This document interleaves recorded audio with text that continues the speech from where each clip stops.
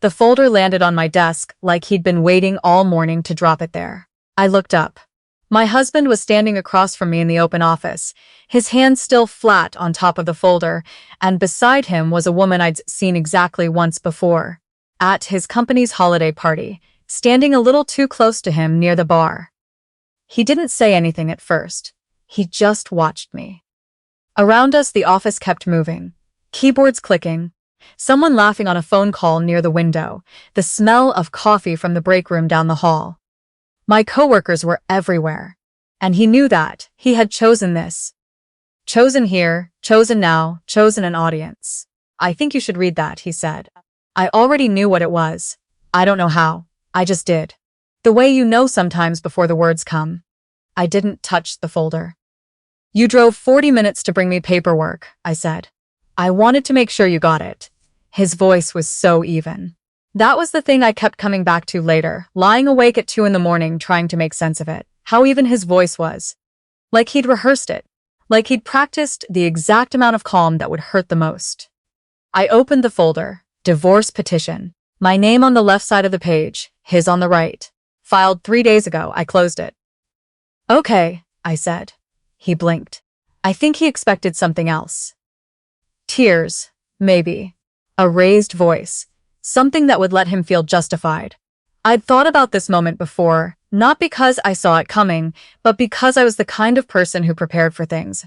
I'd thought, if this ever happens, what would I do? And the answer I'd always come up with was, don't give him the satisfaction. I picked up the folder and set it in my bag. You'll need to get your own attorney, he said. I know how this works. He stood there for another moment. Then he left. The woman in the lobby, the one from the holiday party. I found out later that she'd been waiting in his car. I sat back down at my desk. I pulled up the spreadsheet I'd been working on before he arrived. My hands were steady. I am still not sure how. My name is Wren Calloway. I was 31 years old when my husband served me divorce papers at my place of work, in front of 11 coworkers, 2 interns, and my manager, who had quietly closed her office door the moment he walked in. I had been married to him for 4 years. I want to be honest about something. I wasn't blindsided the way people sometimes are. I hadn't found lipstick on a collar or a strange charge on the credit card. The distance between us had been growing for over a year, slow and quiet, like water damage inside a wall. You don't see it until something collapses, but you feel the softness underfoot. You notice, even when you tell yourself you don't. What I hadn't known was the other woman. What I hadn't known was that he had already spoken to an attorney. What I hadn't known was that he had apparently decided the kindest thing to do was deliver the news to my office on a Tuesday morning in February with a coworker eating a yogurt 12 feet away. That part surprised me. We had met in grad school. He was an MBA candidate. I was finishing a master's in corporate finance. We were 26 and 27, and we thought we understood ambition because we had read books about it. We got married 2 years later in a small ceremony in Vermont, and for a while, a real while, not just the first few months, it was good. He was smart, and he made me laugh, and he pushed me in ways I appreciated. I thought we wanted the same things. I don't know exactly when that changed. I've stopped trying to locate the moment. Maybe there wasn't one. Maybe it was just the accumulation of 1,000 small decisions we each made alone, without consulting the other, until one day we were 2 people living parallel lives inside the same apartment. He had become successful in a particular way that changed him. His firm had grown. His network had expanded. He had started spending time with people who moved through the world with a kind of casual confidence that I found exhausting, and he had started to find my caution.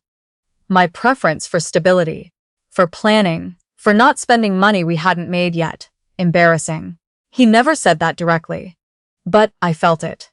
In the way he'd sigh when I suggested we wait on something. In the way he'd gloss over my job in conversations with his colleagues. In the small corrections he made to my opinions in front of other people, gently, like he was doing me a favor. I had been carrying all of that when he walked into my office. And I had been carrying something else, too. Something I hadn't told him yet. I'd found out 10 days earlier. I was still figuring out what to do with the information.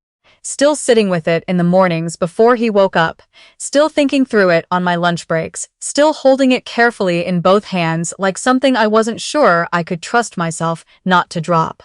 I was pregnant. I didn't go home that night. I called my college roommate, who lived in the same city, and she told me to come over, and I sat on her couch until midnight while she fed me soup and didn't ask too many questions. She knew when to talk and when to just be in the room. That was one of the things I'd always been grateful for about her. I called an attorney the next morning. A woman named Ms. Okafor had been recommended to me by a friend who'd gone through her own divorce 2 years prior. She was direct and thorough, and she did not waste my time. She went through the petition line by line and explained what he was asking for and what my options were. I did not tell her about the pregnancy yet. I found a sublet 3 weeks later, a one-bedroom apartment about 4 miles from my office. I moved on a Saturday with help from 2 friends and a rented van. My husband, I still called him that by habit for longer than I expected, did not offer to help. He had already moved some of his things out. The apartment felt both emptier and lighter after he was gone, which I hadn't expected. I had thought emptier would only feel sad. At work, I kept my head down. My manager, whose name was Miss Hartley, not the Miss Hartley in any other context, just mine, had checked on me the day after he came in, simply knocked on the door and asked if there was anything I needed. I told her I was fine.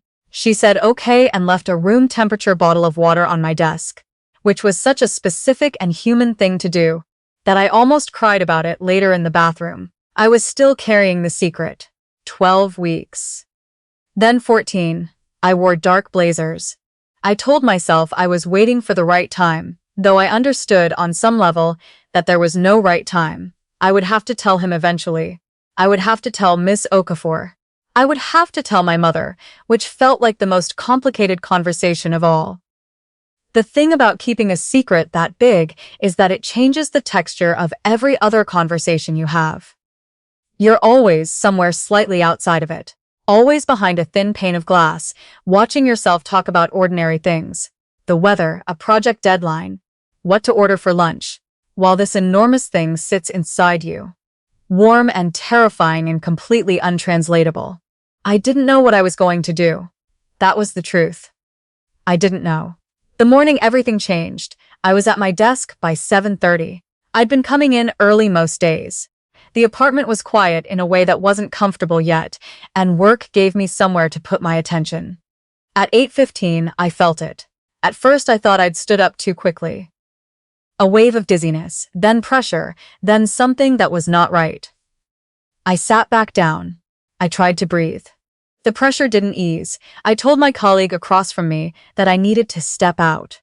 She looked at my face and immediately offered to drive me. I said I could get an Uber. She said she was driving me. I didn't argue. The ER waiting room was bright and cold. My colleague sat with me for 40 minutes, until the triage nurse took me back.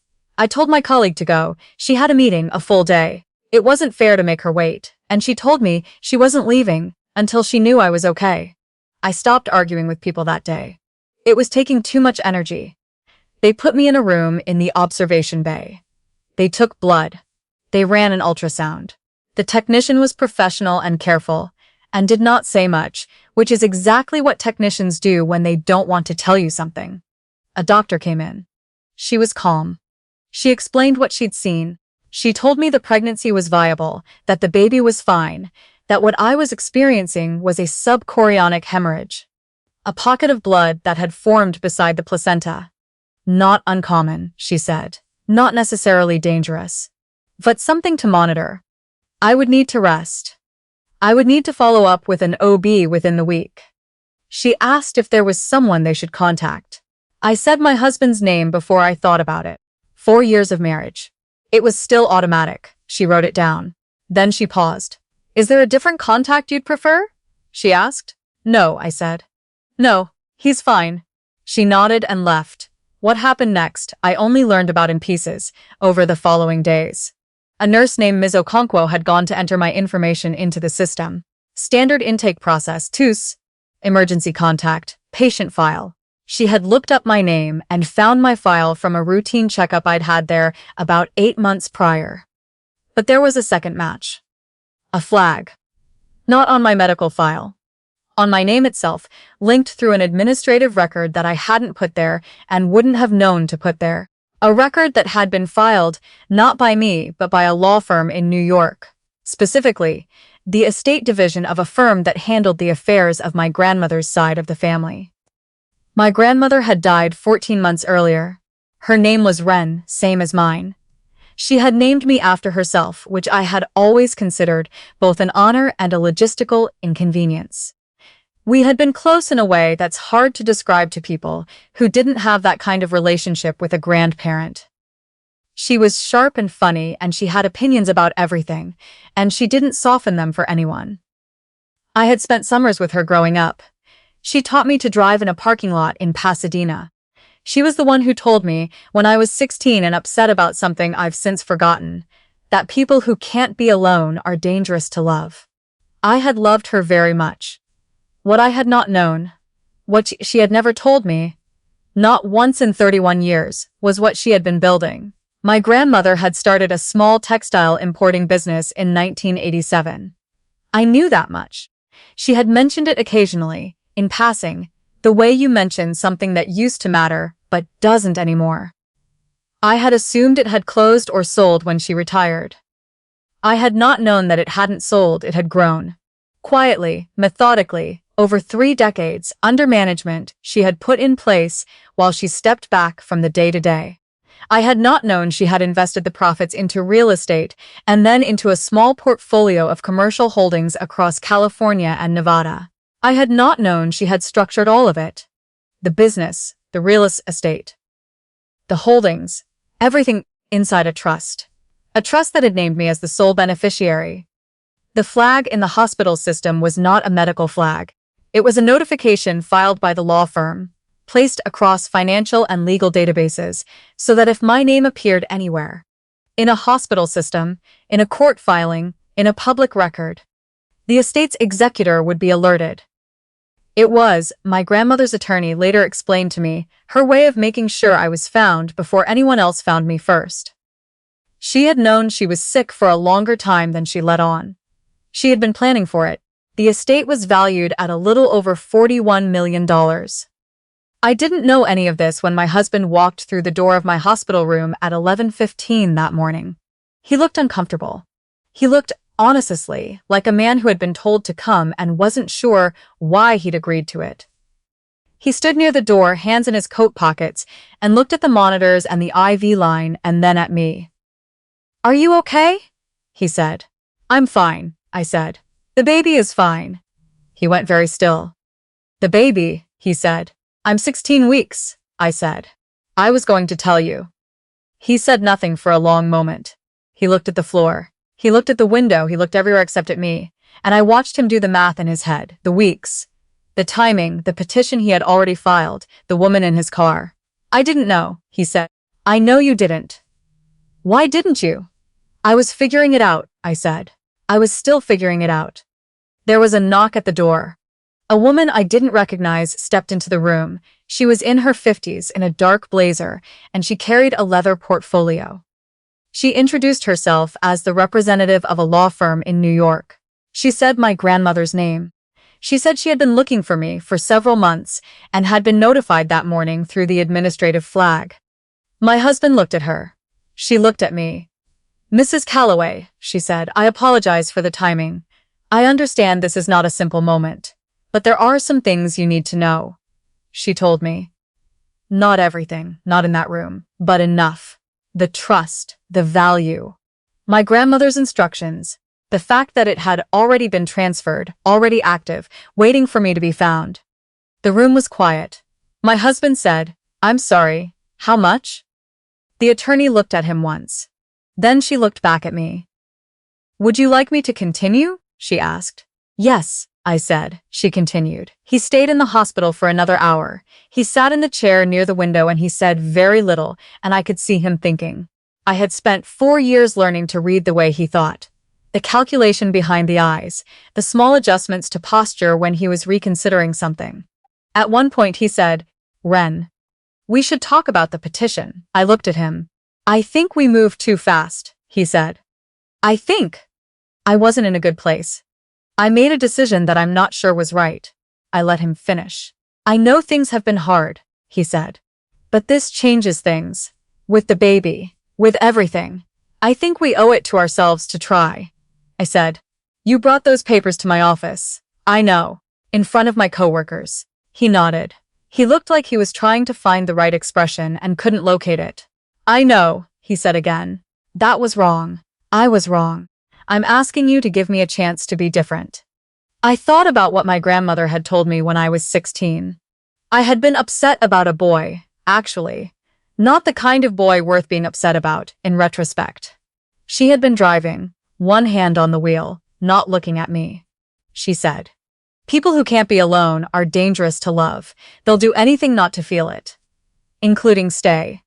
I hadn't understood what she meant at the time. I understood it now. "I think you should go," I said. "Ren, I'm going to be fine," I said. "I'm going to be fine, and the baby is going to be fine. But I'd like you to go." He sat there for another moment. Then he stood, put on his coat, and left. I lay back on the pillow. Outside the window, the February sky was the pale gray of old paper. I put my hand on my stomach. The monitors beeped steadily beside me. The attorney had stepped out when he arrived. She came back in now and stood near the door. "Should I come back tomorrow?" she asked. "No," I said. "I'd like to hear the rest now, if that's all right." She sat down. She opened her portfolio. She told me everything. I called Ms. Okafor that evening from the hospital room. I told her about the trust. I told her about the pregnancy.